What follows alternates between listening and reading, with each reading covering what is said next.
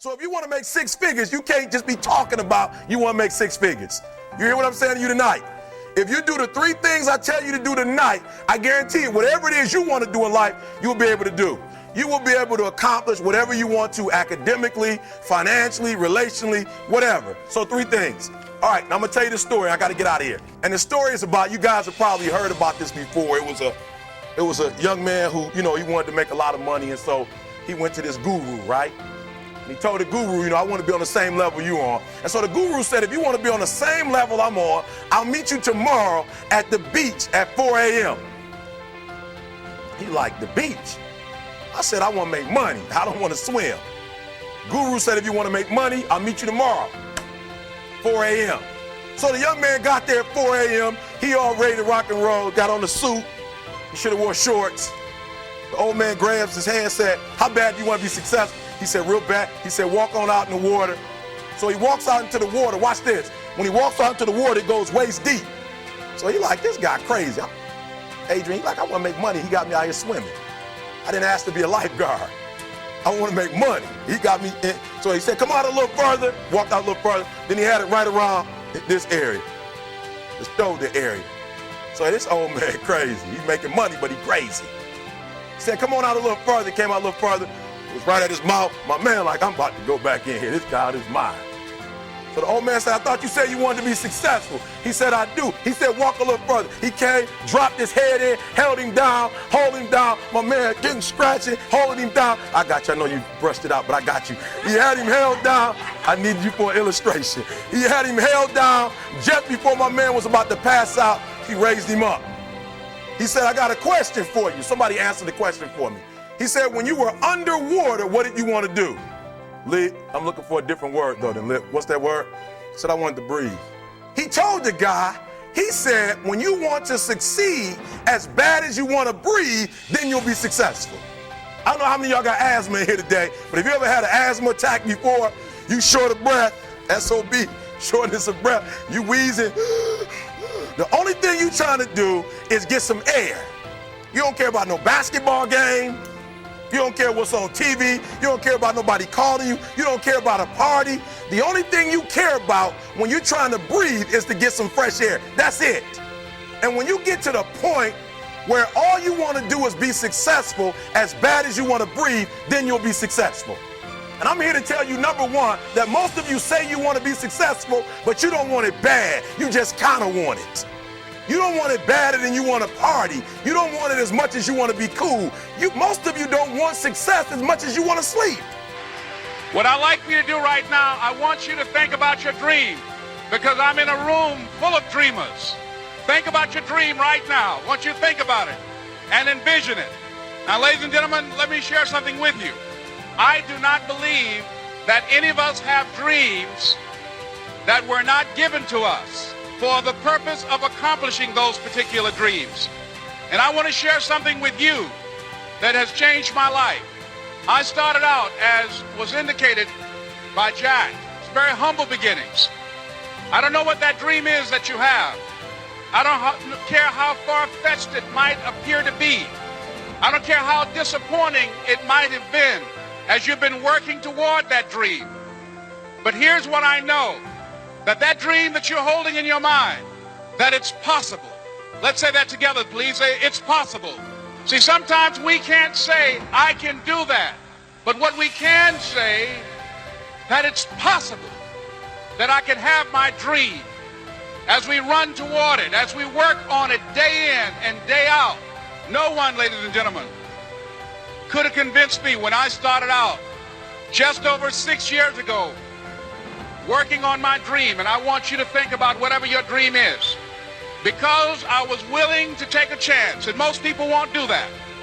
Most of the people that you talk to try and bring them into the business, these are not risk takers. Most people have done all that they're ever going to do. They raise a family, they earn a living, and then they die.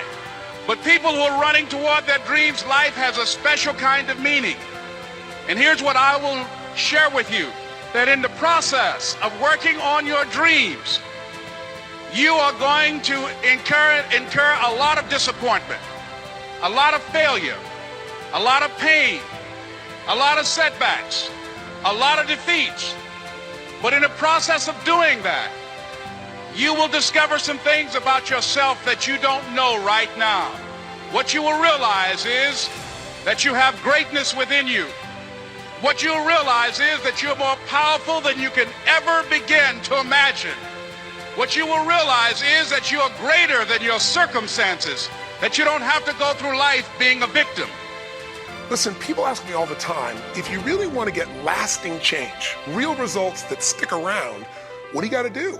What are the most important things you've learned, Tony, in that area? And I tell people the most common thing people talk about is how they want to make a change in their life. But everybody wants a change, but nobody wants to work out. Everybody wants muscle, but nobody wants to train. See, one of the challenges that we have in our lives is we don't realize that the process of training ourselves, the process of conditioning ourselves actually feels incredible once you get that initial momentum. But most people don't. Why? Why do so many people say, well, I lost 100 pounds, the same 10 pounds 10 times, or they'll tell me, I'm on my 4th day without a cigarette, man, I'm doing really good. If you're counting the days, it's not lasting change. You're just counting the days you can tell people how long you lasted. If you want lasting change, you've got to give up this idea of trying something. You got to decide you're going to commit to mastery. When I say commit to mastery, what I mean by that is most people dabble. They talk about, well, I'd like to change my body, I'd like to make my relationship better, I'd like to have more passion there, but they don't know what to do, and even if they did, they don't have enough detail to be able to follow through. They haven't made the shifts in their own emotion and their psychology to follow through, and it isn't that difficult, but there is a path, and it requires consistency. Think about it. Everybody overeats some of the time. Everybody gets angry or frustrated or sad or depressed some of the time. Your life is not controlled by what you do some of the time, it's what you do consistently. And here's the secret. Whatever you want to make better, you better make sure you measure it more often. Think about it. If you want to lose weight and you never look at a scale, that's how people find themselves 20, 30, 40, 50 pounds overweight, or even 10 or 15. Because it just kind of happens slowly and then all at once. What do businesses go out of business? Things are okay, and then all of a sudden they're in trouble overnight. It's not overnight. All of our success and failure in life comes from little decisions, little actions, little moments. Failure isn't an overnight event. It's failure to make the phone call. It's failure to say, I love you. It's failure to take care of your body. It's failure to invest some time in yourself so you keep growing and expanding and not just reacting to the world that's constantly demanding your attention. Success comes from doing the right things also, little things, saying I love you, taking the time for what matters most, your body, your mind, your spirit, your emotion, having a plan, and measuring your progress. That's the second thing we need. You got to commit to mastery, but you also really need to get yourself involved in what I call immersion coaching. Immersion coaching is as old as humanity. How have we passed on mastery of anything? Finances, crafts, ideas, business, politics. Usually you went to live with somebody, you went to work for somebody, you became an apprentice. And maybe decades or years or decades of your life, you'd commit time to be around that person day and night so you could see and feel all the little distinctions that make them so masterful at what they do. Today, people have no patience. We all want it right now, and people don't only not commit to mastery, but they rarely even find a real mentor or coach. They think they have all the answers, they try a few things, if it doesn't work, they run to something else. If you want a great jump in the quality of your life, an extraordinary jump in the quality of your life, you got to set yourself up to win. You got to set yourself up with a process that allows you to consistently grow, consistently enjoy your life, and consistently produce the results that you're really after. And I don't care what area of life you want to change, coaching is one of the most valuable tools in the world. Now, when I started my career, there was no coaching industry. I helped to father that industry almost 35 years ago. And it's kind of interesting, when I first started out, if somebody would have said, oh, one of the best ways you can help an executive perform at a higher level is get them a personal coach, people would have laughed at you. But today, it's a multi-billion-dollar industry because 70% of the Fortune 500 now say, in a recent study, if you want to find the top 3 ways to improve performance of an executive, one of those is personal coaching. But again, when I began, I'll tell you kind of the history of how this came about. I was a young man who was always looking for answers. I wanted to change my own life initially, physically, mentally, emotionally, and financially, but as soon as I got answers, I always was coaching other people. When I was, in high school, I was Mr. Solution. If you had a problem, I had the solution, especially if you were a girl, because then I was more motivated and I want to really help.